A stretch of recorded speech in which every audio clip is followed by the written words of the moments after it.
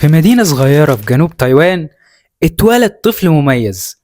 لما كان عنده 9 سنين عيلته هاجرت لولاية أورايجون الأمريكية وأسس شركة صغيرة النهاردة قيمتها السوقية تخطت 3.6 تريليون دولار، وابتكاره موجود في معظم أجهزتنا ومراكز الأبحاث المختلفة وصولا للعربيات ذاتية القيادة. وشركته تعتبر أغلى شركة في العالم، متخطية شركة أبل اللي قيمتها 3.3 تريليون دولار. الشخص ده هو جينسون هوانغ. اتولد سنة 1963 وفي سنة 1984 خد البكالوريوس في الهندسة الكهربائية من جامعة أوريجون. بدايته كانت في تصميم معالجات الكمبيوتر شركة Advanced Micro Devices المعروفة حاليا AMD.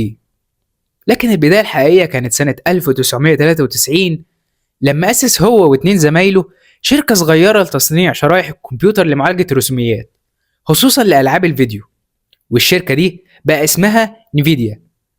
والنهاردة نقدر نقول إن جينسون هوانغ هو واحد من أهم الشخصيات المؤثرة في العالم، ويقدر يأثر على حكومات وشركات عالمية كبيرة، وحتى في بلده تايوان بيعتبروه بطل قومي. وفي 2022 ألقى خطاب لخريج جامعة تايوان الوطنية وقال فيه جملة مهمة خاصة فلسفته في الحياة والبيزنس على مدار سنين طويلة. قال إيه بقى؟ قال لهم: